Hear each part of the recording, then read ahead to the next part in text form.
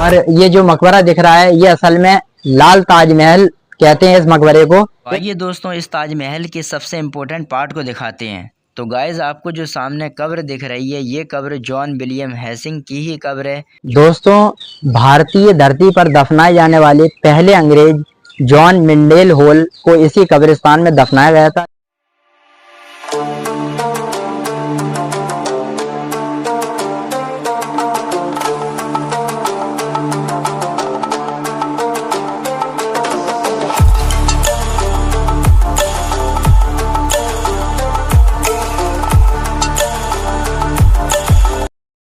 तो दोस्तों आज हम जिस मकबरे को विज़िट करने जा रहे हैं ये उत्तर भारत के सबसे पुराने ईसाई कब्रिस्तान में बना है। जी हाँ दोस्तों, हम बात कर रहे हैं उत्तर प्रदेश के विश्व प्रसिद्ध शहर आगरा के रोमन कैथोलिक कब्रिस्तान की, जहाँ पर ये खूबसूरत मकबरा बनाया गया है। तो आइए दोस्तों इस मोहब्बत की निशानी को एक्सप्लोर करते हैं। तो दोस्तों आज हम जिस मकबरे को एक्सप्लोर करने आए हैं ये मकबरा असल में ताजमहल की कॉपी है।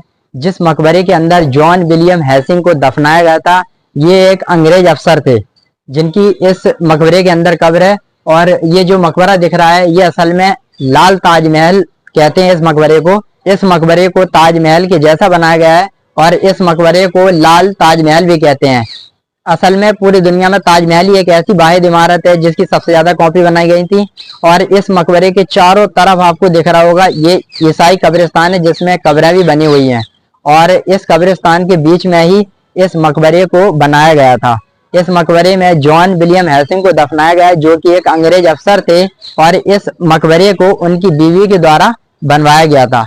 इस मकबरे की स्थापना 16वीं शताब्दी में अकबर के शासनकाल के आसपास हुई थी। तो आइए दोस्तों हम आपको इस लाल ताजमहल को पूरी तरह से दिखाने की कोशिश करते हैं कि ये ताजमहल सफ़ेद ताजमहल से आखिर कितना मेल खाता है। आपको दिख रहा होगा कि वाइट ताजमहल की तरह ही इस मकबरे को भी स्क्वायर आकार में ही बनाया गया है तथा इसकी दीवारों पर ताज की तरह ही कलाकृति व नक्काशी को अंजाम दिया गया है और इसके गेट को भी बखूबी ताजमहल की तरह ही डिजाइन करके बनाया गया है जो कि काफ़ी हद तक ताजमहल से काफ़ी मेल खाता है। तो आइए दोस्तों इस ताजमहल के सबसे इम्पोर्टेंट पार्ट को दिखाते हैं। तो गाइज़ आपको जो सामने कब्र दिख रही है ये कब्र जॉन विलियम हेसिंग की ही कब्र है जो इस मकबरे के बिल्कुल बीच में बनाई गई है।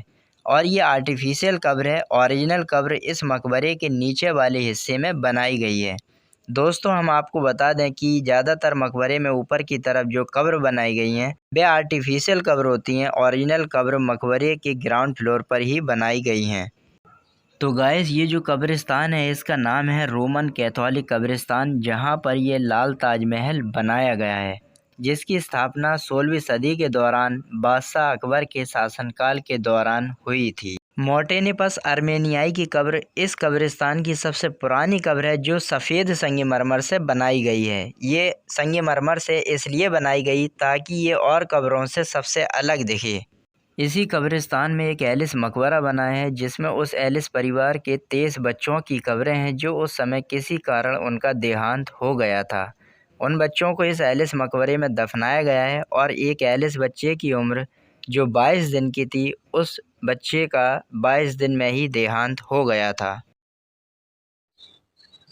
दोस्तों भारतीय धरती पर दफनाए जाने वाले पहले अंग्रेज जॉन मिंडेल होल को इसी कब्रिस्तान में दफनाया गया था। ये कब्रिस्तान बहुत ही प्राचीन कब्रिस्तानों में से एक है क्योंकि ये एक ईसाई कब्रिस्तान है, इसलिए इस कब्रिस्तान को अलग दर्जा प्राप्त है। और ये कब्रिस्तान एक ऐतिहासिक कब्रिस्तान है जहाँ पर एक अंग्रेज अफसर की कब्र को भी दफनाया गया और पूरे भारत में जो पहले अंग्रेज थे जॉन मिंडेल होल उनको भी इसी कब्रिस्तान में दफनाया गया था। आपको दिख रहा होगा कितनी ढेर सारी कब्रें यहाँ पर बनी हुई हैं जो कि काफी प्राचीन कब्रें हैं जिनके मकबरे भी बने हुए हैं और उन कब्रों के आगे उनके नाम भी पड़े हुए हैं।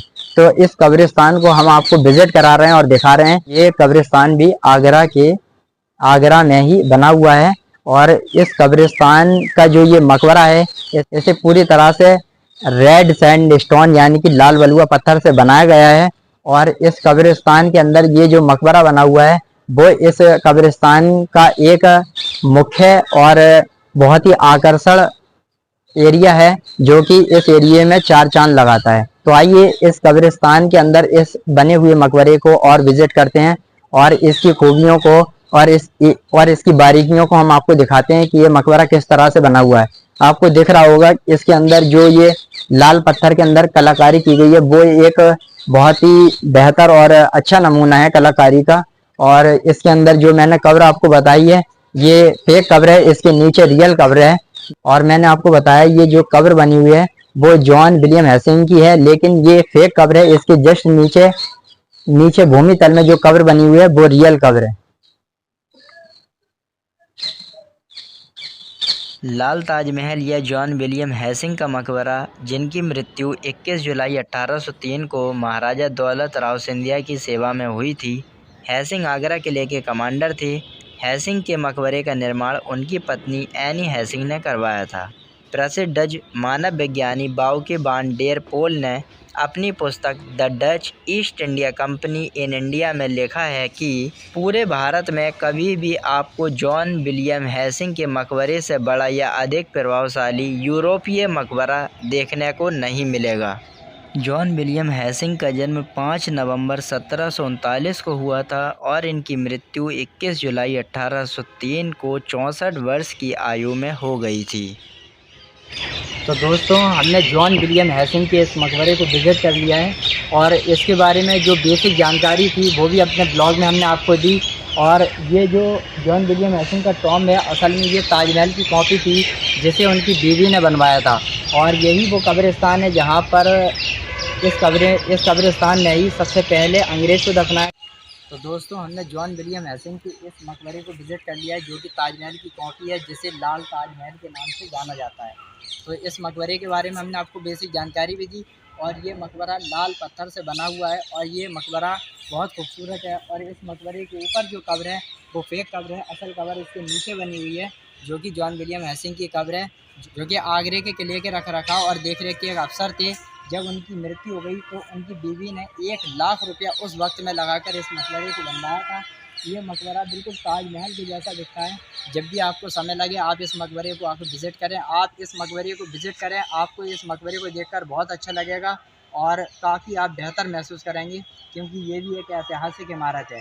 तो आप हमारे ब्लॉग को सपोर्ट करते रहें, हमें सपोर्ट करते रहें और हमारे चैनल को एक बार ज़रूर सब्सक्राइब कर लें और बेल आइकन को प्रेस करें और वीडियो को शेयर करना ना भूलें। तो मिलते हैं नेक्स्ट ब्लॉग में।